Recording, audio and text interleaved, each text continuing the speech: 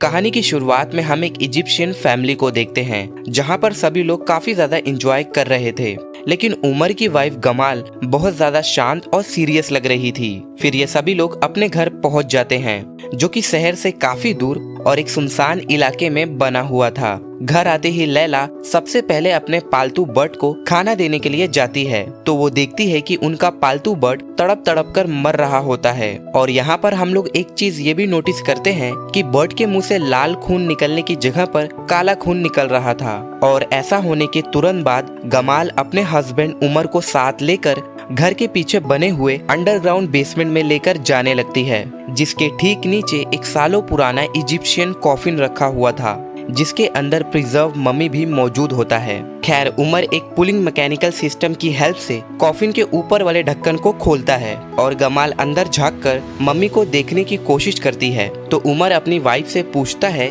कि वो अभी जाग रहा है या सो रहा है, जिस पर गमाल नहीं का इशारा करती है। तभी अचानक से मम्मी जाग जाता है, जिसके तुरंत बाद यहाँ पर एक भयानक हादसा होता है कि जिस पुलिंग मैकेनिकल सिस्टम की हेल्प से उमर ने कॉफिन के ऊपर वाले ढक्कन को खोला था उसकी रस्सी टूट जाती है और वो रस्सी सीधा उमर के मुंह में आकर लग जाती है, जिससे तुरंत ऑन द स्पॉट उसके हस्बैंड की मौत हो जाती है। खैर फिर यहाँ पर सीन शिफ्ट होता है और हम एक अमेरिकन फैमिली को देखते हैं जो कि पिछले 2 सालों से काम की वजह से इजिप्ट में रह रहे थे और इनके फैमिली में 4 मेंबर होते हैं। चार्ली जो कि एक न्यूज रिपोर्टर है, उसकी वाइफ लरीसा जो कि प्रेग्नेंट है और वो नर्स की जॉब भी करती है और इनके 2 छोटे बच्चे भी हैं, बड़ा बेटा सेबेस्टियन और छोटी बेटी केटी। यहाँ पर हमें एक इंटरेस्टिंग चीज ये भी देखने को मिलता है कि केटी अपने फादर से मॉर्स कोड लैंग्वेज में भी बात करती है, जो कि केटी जितनी छोटी बच्ची के लिए काफी कमाल की बात होती है। इसके बाद लरीसा अपनी जॉब पर चली जाती है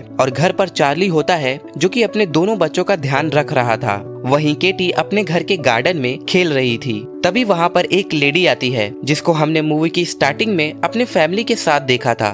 गमाल केट से कहती है कि मैं लैला की अम्मी हूँ और वो आज तुम्हारे साथ खेलने के लिए नहीं आ पाएगी, जिस बात से हमें ये पता चलता है कि केटी और लैला दोनों दोस्त हैं और वो यहाँ पर लैला का इंतजार कर रही थी उसके साथ खेलने के लिए। पर क्योंकि लैला आज यहाँ पर खेलने के लिए नहीं आने वाली थी इसलिए केटी यहाँ से जाने लगती है, लेकिन गमाल केटी को अपनी बातों में उलझाती है उसे छोटा मोटा जादू दिखाकर और वो उसे खाने के लिए एक चॉकलेट देती है। वहीं घर के अंदर चार्ली को केटी के डॉल हाउस से बहुत सारे चॉकलेट्स के रैपर मिलते हैं जिसे केटी ने खाकर यहाँ पर छुपा दिया था। ये देखकर चार्ली समझ जाता है कि केटी को कोई अनजान आदमी चॉकलेट खाने के लिए देता है। इस तरफ गार्डन में गमाल केटी को एक एप्पल खाने के लिए देती है और जैसे ही केटी एप्पल लेती है गमाल केटी से माफी मांगती है और वो तुरंत मंत्र पढ़ना शुरू कर देती है, जिसके तुरंत बाद एप्पल के अंदर से एक कीड़ा बाहर निकलकर आता है और वो सीधा केटी के मुंह के अंदर घुस जाता है, जिसकी वजह से केटी का दम घुटने लगता है। तभी चार्ली अपनी बेटी केटी को ढूंढते हुए गार्डन में आता है जहाँ पर वो देखता है कि केटी वहाँ मौजूद नहीं थी और सामने की फेंसेस टूटी हुई हैं, जिससे चार्ली तुरंत समझ जाता है कि केटी को कोई उठाकर ले गया है। और तभी अचानक से वहाँ का मौसम बिगड़ता है और रेतीला तूफान आने लगता है, लेकिन चार्ली गमाल को देख लेता है जो कि केटी को लेकर भाग रही थी। चार्ली अपनी बेटी को बचाने के लिए पूरी कोशिश करता है, लेकिन गमाल केटी को लेकर वहाँ से गायब हो जाती है। इसके बाद चार्ली और लरीसा पुलिस स्टेशन में आते हैं केटी की किडनैपिंग रिपोर्ट लिखवाने के लिए, जहाँ पर सीनियर हेड डिटेक्टिव सैयद और जूनियर डिटेक्टिव जाकी उनकी पूरी बातों को ध्यान से सुनते हैं। जिसके बाद डिटेक्टिव सैयद को चार्ली पर ही शक होने लगता है कि उसने ही अपनी बेटी केटी को किसी को बेच दिया होगा और वो ये बातें इन दोनों के सामने ही जकी से डिस्कस करने लगता है, क्योंकि उसे ऐसा लगता था कि इन दोनों को अरेबिक नहीं आती, पर चार्ली को अरेबिक आती थी और वो डिटेक्टिव सैयद और जाकी पर गुस्सा करने लगता है। और जैसा कि हम देख पा रहे हैं पुलिस चार्ली की बेटी केटी को ढूंढने में हेल्प नहीं कर रही थी, जिसकी वजह से वो अपनी बेटी को नहीं ढूंढ पाता और ऐसे ही 8 साल बीत जाते हैं, लेकिन चार्ली और लरीसा अपनी बेटी केटी को अभी तक नहीं भुला पाए थे। खैर इतने टाइम में इन्हें एक और बेटी पैदा होती है जिसका नाम मॉड होता है। यहाँ पर हम लरीसा की मदर चेयरमैन को भी देखते हैं जो कि बहुत ही ज्यादा धार्मिक होती है और ये सभी लोग अब न्यू मैक्सिको में रहते हैं। क्योंकि केटी के गायब होने के बाद इन्होंने इजिप्ट छोड़ दिया था और यहाँ पर आकर बस गए। फिर सीन शिफ्ट होता है वापस इजिप्ट में, जहाँ पर हम एक लड़के को अपनी साइकिल की चेन चढ़ाते हुए देखते हैं और उसके पीछे जंगलों में एक प्लेन क्रैश होता है। तो ये लड़का वहाँ पर देखने के लिए जाता है, जहाँ पर वो दोनों पायलट की लाशों को देखता है जो कि इस प्लेन क्रैश को सरवाइव नहीं कर पाते। इनकी भयानक लाशों को देखकर ये लड़का डर कर वहाँ से भागने लगता है और वो जमीन पर गिर जाता है। तभी उसे अपने सामने वही सालों पुराना इजिप्शियन कॉफिन दिखाई देता है, जिस कॉफिन को हमने मूवी की स्टार्टिंग में देखा था। खैर फिर अगले सीन में हम दो आर्कियोलॉजिस्ट को देखते हैं जो कि इस कॉफिन को स्टडी करने की कोशिश कर रहे थे। तो उसके अंदर इन्हें एक बच्चे की जिंदा ममीफाइड बॉडी मिलती है जो कि और कोई नहीं बल्कि केटी होती है। आर्कियोलॉजिस्ट ये देखकर हैरान हो जाते हैं कि एक 8 साल की छोटी बच्ची इस सालों पुराने इजिप्शियन कॉफिन के अंदर कहां से आ गई। एनीवेज, जब ये लोग केटी की बॉडी से पट्टी को हटाना शुरू करते हैं तो हम एक चीज ये भी नोटिस करते हैं कि ये पट्टियां कोई नॉर्मल पट्टियां नहीं थी, बल्कि इन पट्टियों पर एंशिएंट इजिप्शियन लैंग्वेज में कुछ लिखा हुआ था। खैर तभी अचानक से केटी को होश आता है और वो चीखना शुरू कर देती है और यहाँ से सीन शिफ्ट होता है न्यू मैक्सिको में, जहाँ पर चार्ली अपने फैमिली के साथ रोड ट्रिप पर निकला हुआ था। तभी उसे इजिप्ट की अथॉरिटी से कॉल आता है और वो लोग इन्हें बताते हैं कि उन्हें उनकी बेटी केटी मिल गई है। ये सुनकर चार्ली और लरीशा बहुत ज्यादा इमोशनल हो जाते हैं और ये दोनों तुरंत अपनी बेटी केटी के पास जाने का डिसाइड करते हैं।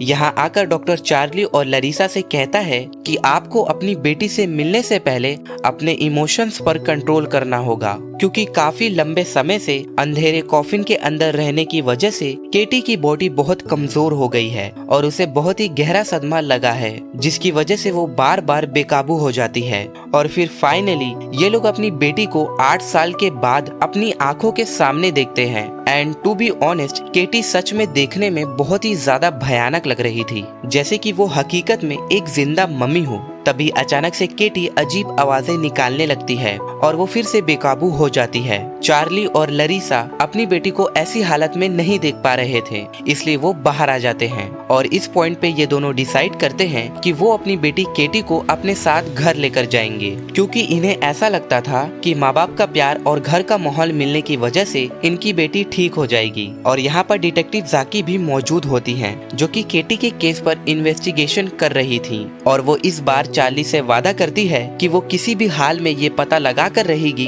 कि इन 8 सालों में केटी के साथ असल में क्या हुआ था और वो इस सालों पुराने कॉफिन के अंदर कैसे आ गई। खैर इसके बाद चार्ली और लरीसा अपनी बेटी केटी को घर लेकर आते हैं और उसे देखने के बाद सभी लोग हैरान हो जाते हैं, क्योंकि इन्होंने केट से ज्यादा भयानक दिखने वाली लड़की आज से पहले कभी नहीं देखा था। फिर जैसे तैसे ये लोग केट को उसके रूम में लेकर आते हैं और उसकी नानी केटी का हाथ पकड़कर मंत्र पढ़ते हुए केटी की सलामती के लिए ऊपर वाले से दुआ मांगने लगती है। तो हम केटी की आई बॉल उसकी नानी की तरफ मूव होते हुए देखते हैं और तभी अचानक से केटी अपने सर से चेयरमैन के फेस पर टक्कर मार देती है, जिससे उसकी नानी की नाक टूट जाती है। फिर केटी वापस से बेकाबू होने लगती है और इस बार तो वो अपनी पूरी बॉडी को बेंड कर लेती है। ये देखकर लरीसा तुरंत केटी को कोई इंजेक्शन लगाती है, जिसके असर से वो शांत हो जाती है। फिर रात के वक्त चार्ली बेसमेंट में जाता है और वो उन पिक्चर्स को ध्यान से देखना शुरू करता है जो कि जाकी ने उसे दी थी, जिन पट्टियों के अंदर केटी कॉफिन के अंदर लिपटी हुई थी। लेकिन उसे कुछ भी समझ में नहीं आ रहा था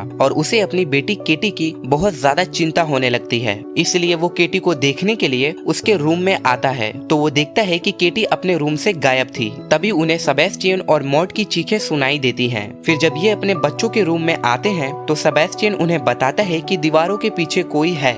दरअसल इनके घर में एक हॉलो स्पेस होता है, जिसे कि आप लोग एक मिनी बेसमेंट भी बोल सकते हो, और इसके अंदर ही केटी बहुत तेजी से भाग रही थी, जैसे कि वो किसी आत्मा के वश में हो। और अब अपनी बेटी को बाहर निकालने के लिए चार्ली और लरीसा केटी का पीछा करने लगते हैं। तभी एक पॉइंट पर वो देखते हैं कि केटी एक जिंदा बिच्छू को पकड़कर उसे कच्चा ही चबा जाती है और ये देखकर ये दोनों हस्बैंड वाइफ शॉक्ड हो जाते हैं और वो बहुत ही मुश्किल से केटी को पकड़कर उसके मुंह में हाथ डालकर उसे उल्टी करवाते हैं, ताकि जो बिच्छू केटी ने खाया था वो बाहर निकल जाए। एनीवेज, अगली सुबह चार्ली सबसे पहले वो बेसमेंट का गेट लॉक करता है ताकि केटी दोबारा इसके अंदर ना जा सके। और तभी उसे केटी के बेड के नीचे कुछ बहुत ही चिपचिपी और गंदी सी चीज गिरी हुई मिलती है, जिसकी वजह से ऊपर का फर्श खराब होने लगता है। खैर वहीं दूसरी तरफ लरीसा और उसकी मदर केटी को साफ कर रही थी। जैसे कि लड़कियों का मैनिक्योर पेडिक्योर होता है ना, ठीक वैसे ही, क्योंकि केटी के पैरों के नाखून बहुत ही ज्यादा बड़े थे। फिर जब लरीसा केटी के पैरों के नाखूनों को काटने की कोशिश करती है तो यहाँ पर नाखूनों के साथ साथ उसके पैर की आधी स्किन बाहर आ जाती है और खून देखते ही केटी दोबारा बेकाबू हो जाती है,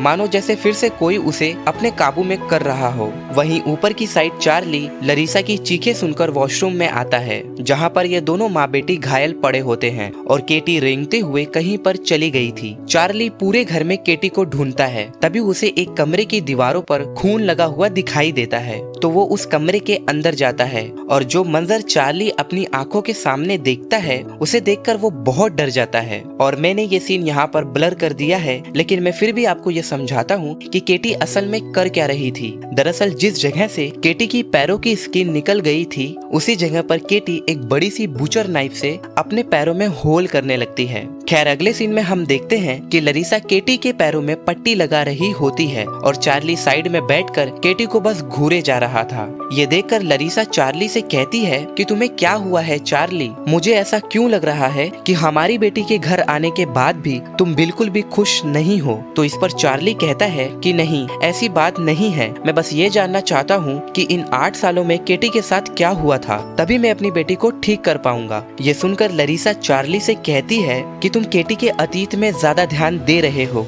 न कि उसके प्रेजेंट में। और इस बात पर इन दोनों हस्बैंड वाइफ की लड़ाई हो जाती है। फिर चार्ली कहता है कि पिछले 8 साल से ये साफ साफ दिखाई दे रहा है कि केटी के गायब होने का जिम्मेदार तुम मुझे ही समझती हो। ये मुझे कहने की भी जरूरत नहीं है, पर मैं तुम्हें ये बात बता दूं कि हाँ, मैं ये बात मानता हूँ कि जिस दिन केटी गायब हुई थी मैं उस दिन घर पर ही था, मगर और बाकी के टाइम तो तुम घर पर बच्चों का ध्यान रखती थी ना। तो तुम्हें ये बात कैसे नहीं पता चली कि गार्डन के अंदर केटी की कोई सीक्रेट फ्रेंड उससे हर रोज मिलने के लिए आती है और उसे चॉकलेट भी खाने के लिए देती है। अब ये सुनने के बाद मोहतरमा को बहुत बुरा लगता है। हालांकि ये बात सच थी कि बाकी और टाइम लरीसा ही केटी का ध्यान घर पर रखती थी। खैर इसके बाद लरीसा गेट अंदर से लॉक करती है और वो केटी के पास जाकर उससे बोलती है कि कुछ तो बोलो केटी। तो केटी बोलने की जगह पर अपनी मॉम के ऊपर उल्टी कर देती है। खैर वहीं दूसरी तरफ बाथरूम की साफ सफाई करने के दौरान चार्ली को व्हील चेयर पर केटी की पैरों की स्किन मिलती है,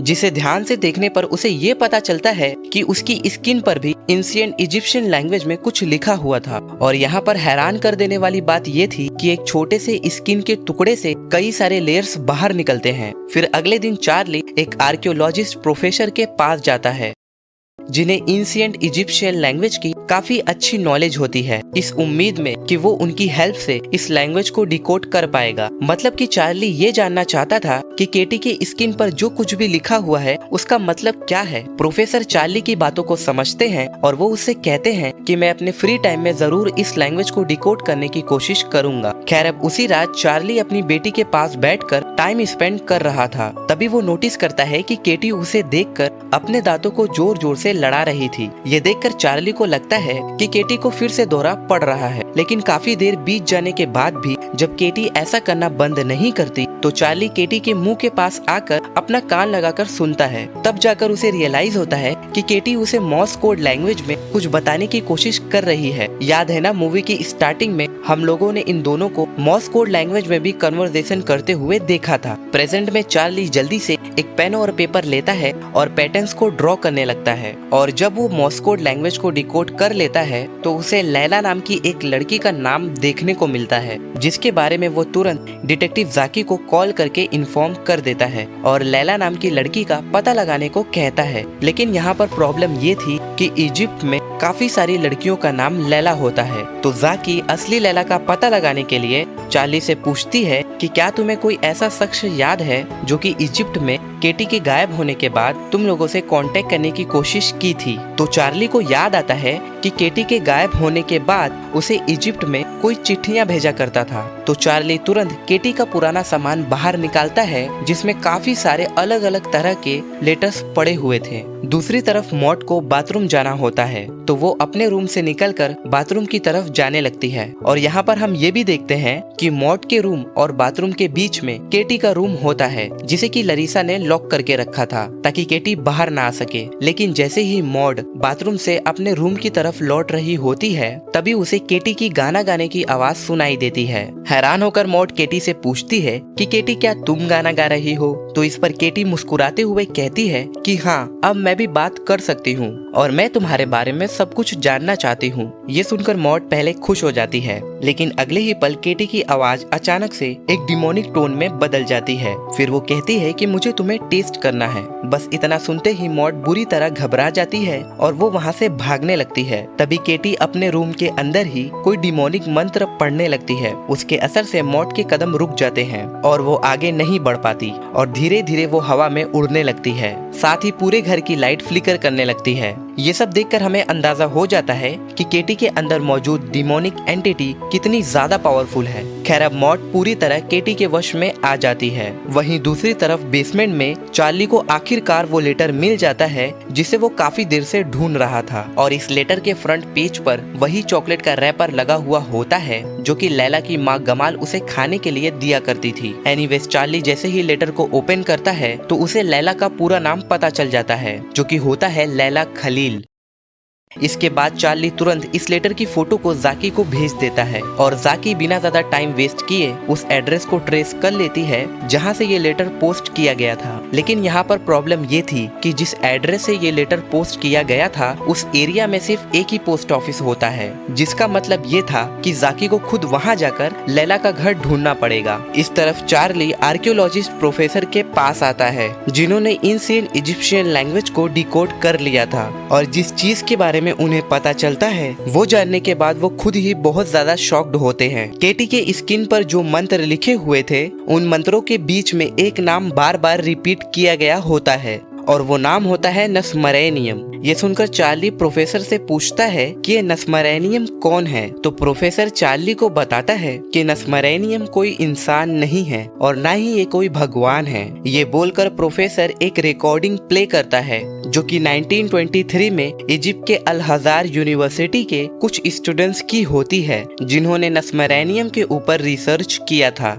रिकॉर्डिंग में बताया जाता है कि आज से लगभग 2000 साल पहले इजिप्ट में एक काला साया हुआ करता था जिसे लोग नस्मरेनियम के नाम से जानते थे, जिसका काम परिवारों के बीच में दूरियां लाना और उनके दिलों में एक दूसरे के लिए नफरत पैदा करना था। नस्मरेनियम को बाप बेटे में लड़ाई करवाना और माओ को अपने ही बच्चों को जिंदा जमीन के अंदर दफना देने पर मजबूर करने में बहुत मजा आता था। वो किसी वायरस की तरह एक इंसान की बॉडी से किसी दूसरे इंसान की बॉडी में फैलता जाता। वो अच्छे खासे हंसते खेलते परिवारों और खानदानों को तबाह और बर्बाद कर दिया करता। अब ये सब सुनने के बाद चार्ली बहुत ज्यादा परेशान होने लगता है कि कहीं सच में केटी के अंदर नस्मरेनियम तो कैद नहीं है। वहीं इजिप्ट में हम जाकी को देखते हैं जिसने लैला का घर ढूंढ लिया था। जाकी इन्वेस्टिगेशन करने के लिए घर के अंदर आती है जहाँ पर कोई भी नहीं था और ऐसे ही वो घर के बेसमेंट में पहुंच जाती है जहां पर वो ब्लैक पिरामिड बना हुआ था। तभी उसे पिरामिड के नीचे जाने का रास्ता भी मिल जाता है और जैसे ही जाकी पिरामिड के नीचे आती है और अंदर की चीजों को देखती है उसे समझ में आ जाता है कि यहाँ पर केटी के साथ कुछ तो बहुत बुरा हुआ है। फिर जब जाकी वापस ऊपर आती है तो वो अपने सामने एक औरत को देखती है जो कि गमाल थी और वो इतने टाइम में घर वापस आ गई थी और वो चाकू से जाकी पर हमला करने के लिए आगे बढ़ती है, लेकिन उससे पहले ही जाकी गमाल को शूट कर देती है। तभी यहाँ पर एक और लड़की आती है और वो जाकी को देखकर यहाँ से भागने लगती है। जाकी इस लड़की का पीछा करती है तो वो इस लड़की को एक जगह पर जमीन खोदता हुआ पाती है और ये लड़की उसके अंदर से एक बॉक्स बाहर निकालकर जाकी के सामने रख देती है। जाकी इस लड़की से पूछती है कि क्या तुम लैला खलील हो, जिस पर ये लड़की अपना सर हाँ में हिलाती है। फिर जब जाकी इस बॉक्स को ओपन करती है तो उसके अंदर उसे केटी का कुछ सामान और एक टेप मिलता है जिसके ऊपर केटी का नाम लिखा हुआ था। वहीं दूसरी तरफ हम मॉड को स्कूल में देखते हैं जो कि अजीब तरह से बर्ताव कर रही थी और वो अपनी टीचर को भी बहुत गलत बात बोलती है। खैर इसके बाद जाकी लैला के पास जाती है और वो उससे पूछती है कि उस रिकॉर्डिंग में क्या हो रहा था, लेकिन लैला कोई भी जवाब नहीं दे पाती क्योंकि उसकी जबान कटी हुई थी, इसलिए वो ठीक से नहीं बोल पाती। पर फिर भी वो फुसफुसाते हुए जाकी के कान में बताती है कि मैंने एक बार सच बोलने की कोशिश की थी तो मेरी माँ ने मेरी जबान काट दी। तो इस पर जाकी पूछती है कौन सा सच। तो लैला A to Z वो सारी बातें पेपर पर लिखने लगती है जो कुछ भी पिछले 8 सालों में केटी के साथ किया गया था। और ये पढ़ने के बाद जाकी बहुत हैरान होती है। वो चार्ली को कई बार कॉल करती है सच्चाई बताने के लिए, लेकिन चार्ली कॉल पिक नहीं कर पाता। तो इस पर जाकी डिसाइड करती है कि वो खुद चार्ली के घर जाकर उसे सारी सच्चाई बताएगी। इस तरफ हम चार्ली को देखते हैं जो कि केटी के रूम के बाहर बैठकर पहरा दे रहा था ताकि केटी रूम से बाहर आकर कोई तमाशा ना कर सके, क्योंकि नीचे काफी सारे गेस्ट आए हुए थे चेयरमैन का फ्यूनरल अटेंड करने के लिए। तभी सेबेस्टियन यहाँ पर चार्ली को बुलाने के लिए आता है क्योंकि लरीसा को चार्ली से कुछ बहुत ही जरूरी बात करनी थी। और अब चार्ली की जगह पर सेबेस्टियन केटी के कमरे के बाहर पहरा देने लगता है। तभी उसे केटी की आवाज सुनाई देती है और वो सेबेस्टियन से कहती है ये सब जो कुछ भी मेरे साथ हो रहा है इसके जिम्मेदार तुम हो। तुम्हारी वजह से मैं गार्डन में खेलने गई थी क्योंकि तुम मुझे परेशान कर रहे थे और देखो आज मैं किस हाल में हूँ। ये सुनने के बाद सेबेस्टियन वहाँ से अपने रूम में आ जाता है और यहाँ हम देख पाते हैं कि केटी सेबेस्टियन को भी अपने वश में करने की कोशिश कर रही थी। खैर वही मॉड नीचे डाइनिंग टेबल पर बैठे हुए एक बहुत ही अजीब चीज करती है। वो अपने सारे दांतों को अपनी उंगलियों से उखाड़कर नीचे थूक देती है। इसके बाद वो अपनी नानी के मुंह से उनका दांत निकालकर खुद लगा लेती है। ये देखकर चार्ली और लरीसा दोनों ही हैरान हो जाते हैं। इसी बीच केटी छत को तोड़कर नीचे आ जाती है और ये सीन देखने में काफी ज्यादा डरावना लगता है। इधर मॉड यहाँ मौजूद एक आदमी पर हमला कर देती है और उसका कान काटकर खा जाती है और मौके का फायदा उठाकर केटी चेयरमैन के कॉफिन के अंदर कूद जाती है और उन्हें खाने लगती है। और ये भयानक मंजर अपनी आंखों के सामने देखकर लरीसा के साथ साथ वहाँ मौजूद सभी लोग बहुत डर जाते हैं। लरीसा तो केटी की इन हरकतों से इतना ज्यादा परेशान हो जाती है कि वो केटी को एक और पल भी अपने घर में नहीं रखना चाहती थी।